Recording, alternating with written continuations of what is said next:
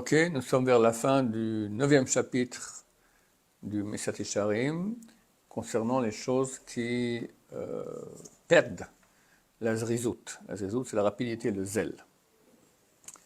Alors le Rav a expliqué ici qu'il y a aussi la peur des intempéries, la peur de tout ce qui pourrait nous nuire et qui nous empêche de faire des mitzvot. Alors il va dire que des fois la peur elle est légitime et des fois c'est rien, ce sont des soi-disant bonnes raisons pour se permettre de rester chez soi, rien faire, plutôt qu'à de faire les mitzvot que nous devons faire, les prières, l'étude de Torah, etc. Alors nous sommes au paragraphe, l'avant-dernier paragraphe, commençant par les mots Ve'aklal. Ve'aklal est la loi générale, l'avachin ben shtei hayirot, pour faire la nuance entre les deux craintes. La crainte légitime, parce qu'on n'a pas le droit de se mettre en danger, et ça c'est clair qu'il faut avoir cette crainte. Et la crainte qui est qu'une soi-disant bonne raison pour légitimer notre paresse. C'est ce que les sages d'Israël ont cité comme critère de la nuance entre les deux, Beomram, en disant l'endroit où il y a un dommage qui est fréquent, c'est différent. Donc c'est ce qu'il faut regarder. Quelqu'un qui me dit j'ai peur de sortir ici à Jérusalem parce qu'il y a un lion dans la rue, et c'est pas qu'on entend la radio, faites attention, il y a un lion qui a échappé. C'est arrivé une fois qu'un lion avait échappé le zoo, d'accord, mais c'est pas le cas, c'est rien du tout. Même s'il dit j'ose pas sortir parce que de peur qu'il y a des Arabes qui peuvent nous faire un attentat, Dieu ne plaise, bien que c'est plus fréquent que les lions ici à Jérusalem, mais c'est pas encore suffisamment fréquent pour légitimer de ne pas sortir de la maison. Par contre, si c'est une chose qui est fréquente, quelqu'un il n'est pas ici à Jérusalem, il est à Gaza, d'accord, il est sur le front, et il veut maintenant faire sa prière, l'Amida sur le front, et il est taré, d'accord, tout le monde comprend qu'il se met en danger. Donc il faut voir, est-ce qu'il y a une fréquence au danger ou pas? Car à l'endroit où il y a un dommage qui est possible et connu, c'est connu que c'est un endroit où il y a des dommages, et chez Shamer, on doit se protéger. Mais un endroit où il n'y a pas de dommages connus, personne n'a parlé qu'il y aurait ici quoi que ce soit comme dommage possible, il ne faut pas avoir peur. À ce propos, il est dit une chose mauvaise qu'on n'a pas vue, on ne considère pas qu'elle est là. D'accord? Pas vu, pas entendu. On peut toujours inventer. Il y a un danger que, peut-être un tremblement de terre maintenant, peut-être qu'on peut toujours croire des choses. Tant qu'on n'a rien vu, il n'y a rien qui nous indique cela, alors on peut passer en considération le peut-être. Et le sage n'a que ce que ses yeux voient. C'est un dicton de Chazal qui revient très souvent. On voit d'après ce que nos yeux voient, ou nos oreilles entendent. C'est exactement le sujet du verset qu'on a amené auparavant. Arum ra'a ra'a venistar. L'homme intelligent, il a vu le mal et il s'est abrité. Ha'eno medaber ela benistar minara'a shero'e. On voit qu'il ne parle qu'il s'est abrité que d'un mal qu'il a vu. L'homme ima she'ochal liyot, mais pas de ce qu'il pourrait y avoir, chez Yev Shari, qui soit possible, chez Yavo qui vienne. Voilà des éventualités éloignées, sans prendre en considération. Vous mamash inyan apasuk chez Skarti les malas, c'est exactement le sujet du verset qu'on a cité. Amar lequel? Amar Atzel, Shachal Badarech, a dit le paresseux, il y a un lion dans la rue. Les sages d'Israël ont expliqué cela de façon très juste.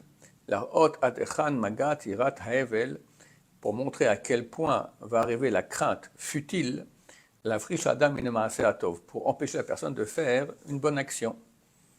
Et ils ont dit, Shiva Dvarim Amar Shomo Ba'atzel. 7 choses a dit le roi Salomon à propos du paresseux.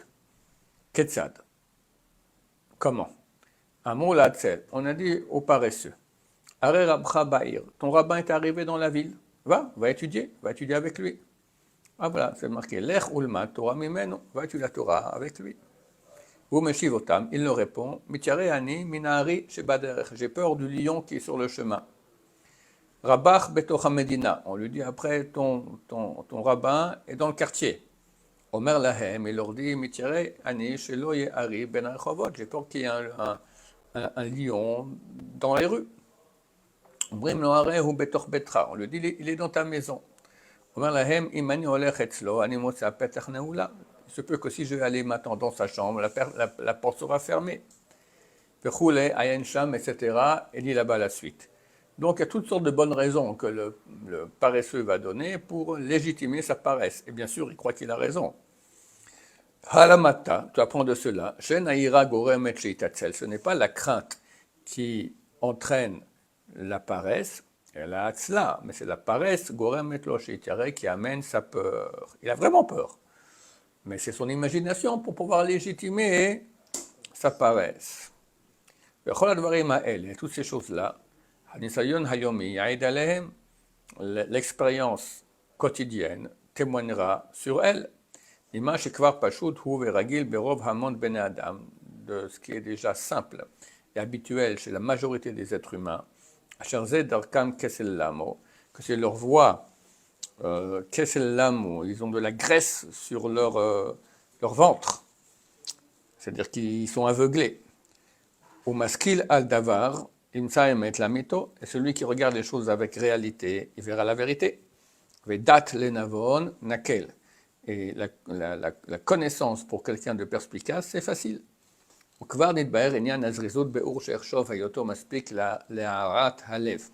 crois qu'on a déjà suffisamment bien expliqué pour réveiller le cœur la rapidité, et que le sage rajoute lui-même encore d'autres réflexions, d'autres leçons à ce propos. Et tu vois, que la bonne place de la zrizout, de la rapidité, c'est juste après le degré de la zéirut, de la prudence. Car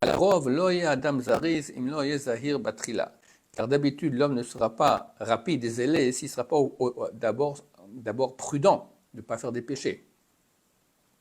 Car celui qui ne fera pas attention à ses actions, donc de ne pas faire des péchés, la prudence, la zéirut, et de réfléchir à propos du service de Dieu et toutes ses lois, que ça c'est la mida de zéirut, c'est la prudence. Comme j'ai déjà écrit, ce sera difficile pour lui de s'habiller d'amour et d'envie vers le service de Dieu, qui va se dépêcher avec amour vers son Créateur, qui n'est parce qu'il est encore en train de se noyer dans les envies corporelles. Surtout ça pour faire des péchés, donc on parle. Et il va dans sa course de son habitude qui l'éloigne du service de Dieu. Donc le type, il a des envies de faire des péchés, et il les fait. Comment il va être maintenant plein d'amour pour se rapprocher de Dieu avec zèle, avec rapidité. Omnam, cependant, après qu'il a ouvert ses yeux pour voir ses actions, ou les aerbam, et faire attention à elles, c'est donc la zeirut, la prudence. Il a fait le calcul des mitzvot et des averot, voir qu'est-ce qui vaut plus la peine d'être fait ou pas fait. Comme on l'a rappelé, et aussi le bilan quotidien qui est de faire voir, on fait un bilan où on en est.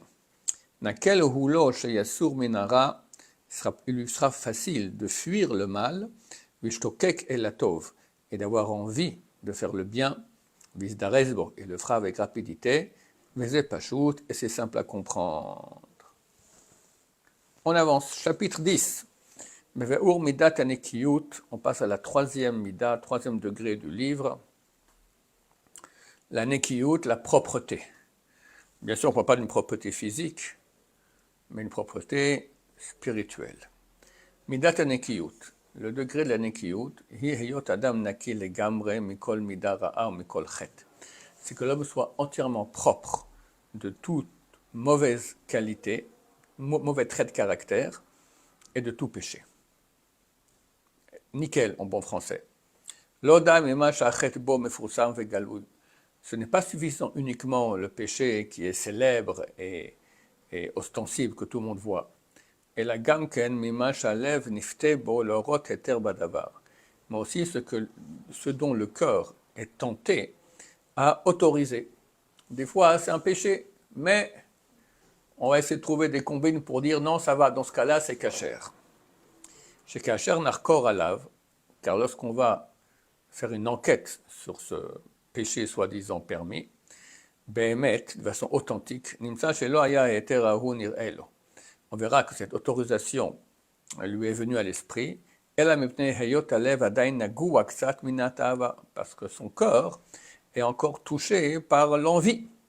Car il n'a pas été purifié, son corps n'a pas été purifié entièrement. C'est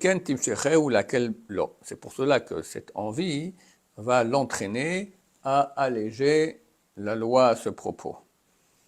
Par exemple, on sait qu'il y a des aliments non cachers.